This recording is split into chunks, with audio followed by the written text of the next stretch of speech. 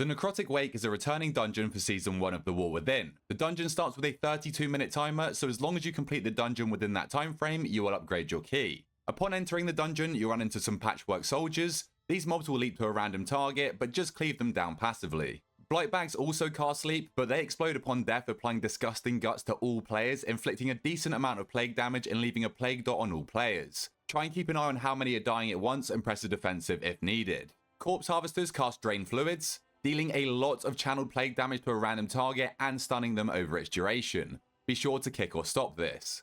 Also keep an eye on their Throw Flesh ability. This deals a lot of physical damage to a random target, so press a defensive if you have more than one casting on you. Stitch Vanguards hit the tank with Bone Claw, dealing massive upfront physical damage. Try and use a defensive for this. They also have a stacking enrage called Seething Rage, increasing their attack speed after successful melee attacks. Soothe this when possible to reduce damage on your tank. The final mob in this area is the Zolramus Gatekeeper. Necrotic Bolt will hit the tank for a medium amount of shadow damage, but also will put a healing absorb on them. Use kicks on this to stop your tank dying. The Clinging Darkness debuff deals stacking shadow damage to a target and will jump to another player if dispelled. During our testing, it wasn't doing too much damage, but if that changes, keep an eye on the stacks and use the defensive if needed. Their final ability, Wrath of Zolramus, deals massive shadow damage to all players every 0.1 seconds for 5 seconds, so press a defensive and healing cooldowns to survive this. Another thing to keep an eye out with these is the patchwork soldiers that will spawn from the portals near the gatekeepers. Tanks should just grab aggro on them as they spawn. Make sure you clear a decent amount of space before pulling the first boss of the dungeon, Blightbone, as you will need to kite the boss for a few of his mechanics. Blightbone will target a random player with Heaving Wretch, hurling a toxic spew and a cone in front of him, dealing lethal amounts of nature damage and applying a disease dot to anybody hit. If you're targeted, press the defensive and stand still near the boss, letting other players move away from you, as this is easier than everybody trying to dodge each other. This frontal also spawns 3 carrion worms which will fixate random players, chasing them down and attempting to cast Blood Gorge on them. Blood Gorge will bite the player, dealing massive amounts of physical damage, and each attack they get off will cause the worm to grow in size, increasing their physical damage done by 30%, and upon reaching 5 stacks, they will explode and apply a fatal dot to the party, which will result in a wipe. Make sure to kite the worms through the boss if you're fixated so that they can be cleaved down, and use any crowd control to slow them down. When the worms die, they will also spawn a pool of fetid gas for 2 minutes, which you need to move out of, and this is why we need to clear some space before pulling the boss. Blightbone himself will also spawn pools of fetid gas throughout the fight, so again, just be ready to move out of these as they spawn. Finally, Tank should be ready to press a defensive for his Crush cast, which will slam them for substantial amounts of physical damage. After defeating Blightbone, head up the stairs to the next area of the dungeon. Here you'll find Zolramus Bone Carvers. Their Boneflay ability targets the tank with a nasty tank buster, which deals a massive amount of physical damage and leaves a bleed which reduces max HP by 15% for 10 seconds. Be ready to press a defensive on the initial hit and use a bleed removal on the dot. Zolramus Sorcerers cast the same Necrotic Bolt that we saw earlier. Be sure to use any spare kicks on this. Shadow Well will summon a dark pool under the tank. When stood in the well, you cannot be healed, and after a second, the well will erupt, dealing huge amounts of damage to anyone within 3 yards, so make sure you move out of this immediately. Zolramus Necromancers summon Undying Minions, but these ads will fall when the Necromancer dies, so just be sure to focus the Necromancer here. They will also spam Necrotic Bolt, so again interrupt this if you have the spare kicks. The only real important minion that the Necromancer summons is the Brittlebone Mage, as these cast Frostbolt Volley. This will send shards of ice at the whole party, dealing a substantial amount of frost damage and slowing everybody, so make sure you kick this.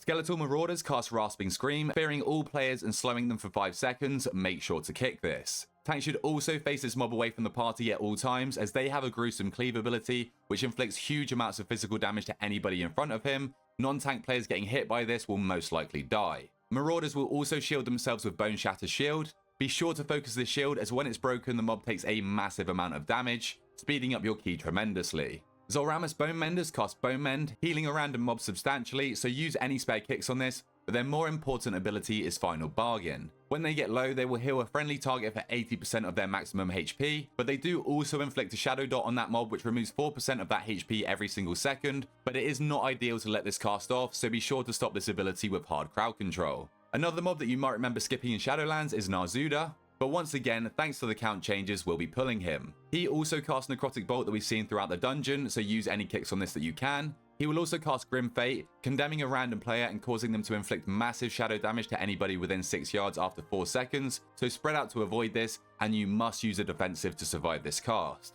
You'll also want to remain spread and keep an eye out for the Death Burst, which summons Dark Orbs that burst after a short duration, dealing huge amounts of shadow damage, so step out of these swirlies or you'll most likely die. His final ability, Dark Shroud, makes him immune to physical damage and deals party-wide shadow damage until it's removed, so a purge is extremely useful here. The final important mob before reaching the next boss is the Skeletal Monstrosity. Tanks should be ready to use a defensive to mitigate their Shatter cast. This deals a moderate amount of physical damage. All players should avoid the swirly spawned by Frigid Spikes or you'll get knocked up and take a lot of damage. Finally, be prepared to run away from the Reaping Winds cast as you'll be pulled in and slowed. If you don't make it out in time, you'll be hit by Chill Scythe, which will likely kill anybody within 16 yards. The second boss of the dungeon is Amarth. To start with, Amarth will chaincast Necrotic Bolt at random players. This ability used to be chaincasted on the tank, but it's actually scary now for the rest of your group, so keep this kicked as much as possible. However, you do want to save a kick for the adds that spawn, as this is the main mechanic of the fight. Land of the Dead summons skeletal minions to assist Amarth.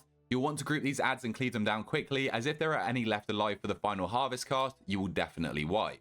Once the adds are spawned, you'll need to kick the mages in to help your tank group them up under the boss, but make sure they are kicked on their Frostbolt volley. And then once the mobs die, keep an eye out for the swirlies that will spawn on the mobs' corpses during final harvest, as they also deal massive amounts of damage. Directly after final harvest, Amarth gains stacks of Tortured Echoes, dealing a decent amount of party-wide damage, so use defensives and healing cooldowns here if necessary.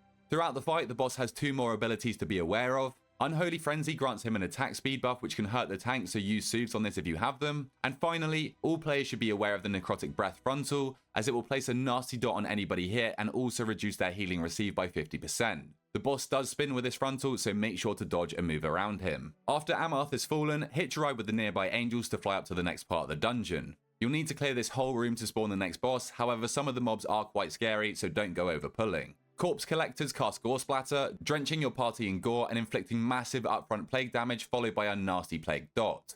Make sure that this is kicked. They also cast Drain Fluids. Once again, kick or stop this to prevent a player being stunned and taking lots of damage. You'll also need to keep an eye on their Throw Flesh ability. This deals a good chunk of damage to a random player, and this can get dangerous with overlaps. Kyrian Stitchworks use a tank buster Tenderize, dealing an initial big hit and increasing damage taken by 12%. This affects stacks, so be sure to use defensives and kite if needed. This mob actually has two tank busters though, the second being Mutilate, dealing a lot more damage which can be extra deadly with Tenderized stacks. Fleshcrafters will target a random player with Throw Cleaver, dealing a lot of damage to anyone in its path. Aim this at nearby mobs to deal a lot of damage to them. They also have a heal, Repair Flesh, so use any spare interrupts or CC on this to stop them healing any nearby construct. Loyal Creations hit the tank with Bone Claw, dealing a good chunk of physical damage, but it's not as scary as the other tank busters here, and you'll want to make sure to move out of the Spine Crush AoE, as this slams anyone within 8 yards for massive amounts of damage. It is stoppable, however it will just chain cast when stopped. When the room is cleared, you'll have two more mobs to kill to start the boss spawning event. Stitching Assistants and Separation Assistants share a lot of casts that we've already seen. Kick Drain Fluids and aim the Throw Cleavers that they throw at the other mob to kill them faster. Separation Assistants will also target a random player with Morbid Fixation, gaining a 100% damage increase against their target and chasing them down. Be sure to run away from them if you're targeted. When the duo has fallen, mobs will spawn in the corners, the first being Goregrind. He shares the same abilities as the Kyrian Stitchworks, so we know how to deal with those. However, he also has a frontal Gut Slice, which deals a lot of damage, so all players should move out of it. He will also be surrounded by Goregrind bits, which can just be cleaved down as they don't do anything. The next main mob is Rot Spew. He also has a Mutilate, so tanks be ready for that, and he'll also deal ticking damage to anyone in melee range with Disease Cloud, so unless you need to be in melee, stay away. Periodically, he casts Spew Disease. If you're targeted, press a defensive as the initial hit deals a good amount of plague damage, and be ready to move out as it creates a Disease Cloud at the location. The third boss of the dungeon is Surgeon Stitchflesh. To start the fight, he's hiding up on the stage immune to damage thanks to the noxious fog that surrounds him, so be sure to stay away from this fog as it also deals big damage to players. In order to drag him down and start DPSing him, you need to aim the meat hooks from the Stitchflesh creations which are spawned throughout the fight. If targeted with the hook, be sure to position yourself so that it's aiming at Surgeon Stitchflesh like so. Once again, these creations will hit the tank with Mutilate, so be ready to mitigate that with defensives, and they also have a Festering Rot Aura, which deals party-wide plague damage every 3 seconds, so try not to have too many of these adds up at a time as the damage can get out of hand very quickly. The goal here is to deal as much damage to the boss before he casts Escape and leaps back up to the stage. If the ad is still alive, you can aim their next hook cast to bring him back down instantly, but I would recommend killing these ads so the fight doesn't get out of hand. Another ability that the hook can be used to deal with is Morbid Fixate. This works in the same way as it did on the Separation Assistant. If you're targeted, run away as you'll likely be one shot by the boss's melee. You can, however, aim the hook at the boss to cancel this fixate to minimize downtime. At the beginning of the fight, the boss will cast Stitch Needle on random players, which is quite a nasty bleed, so if targeted, use a defensive. He does, however, stop casting this after he's been hooked and will start hitting the tank with Sever Flesh, but this ability isn't too worrisome. Finally, he will also throw out jars of Embalming Ichor. These swirlies deal a lot of upfront damage and leave a pool of Ichor on the floor, so just be sure to move away from them. After Stitchflesh has fallen, click the portal that spawns to travel to the last boss of the instance. The final boss is Nalthor the Rimebinder. Throughout the fight, Icy Shard will be cast on the tank, which deals a surprising amount of damage, so make sure to use defensives for this. Nalthor will also call down Comet Storm on every single player, spawning swirlies under your feet every 0.5 seconds for 4 seconds. Try not to run into your friends here and start to step around the arena as each swirly is placed to avoid taking damage. These comets come down very quickly, so do not get greedy. Nalthor will also unleash Tendrils of Frost to bind a random player with frozen binds, immobilizing them and dealing ticking frost damage to them for its duration. Healers need to dispel this, but be careful as anyone within 16 yards of the player will also receive frozen binds. Icebound Aegis shields Nalthor with a curtain of ice, absorbing damage and dealing party-wide frost damage while the shield is up. Chunk down the shield as fast as possible and use defensives and healing cooldowns when needed. Throughout the fight, Nalthor will target a random player with Dark Exile, banishing them to a lower platform. If you're banished, avoid the swirlies and make your way towards the ad at the end. The Zolramus Siphoner at the end of the platform will cast Enfeeble. Be sure to kick this as it will deal damage and reduce your haste and movement speed by 50% for up to 5 seconds, and try and kite this mob if possible as the melees can actually deal some big damage. It's important to kill this mob quickly as if you don't make it up before 50 seconds have expired, you will die. The longer that it takes you to get back up also increases the stacks of Frigid Cold that you'll gain, which drops an area of Razor Shard Ice on the main platform. You'll want to stand in the corner to drop this to take up as little space as possible. But that's it for this boss, and that wraps up Necrotic Wake for Mythic Plus in Season 1. If you're interested in my nameplates, they are from my free Plater profile, which can be found inside my Discord. The link will be in the description. And if this guide did help you or a friend out, then please feel free to drop a like down below, subscribe to your boy, and until next time, I'll catch you guys later.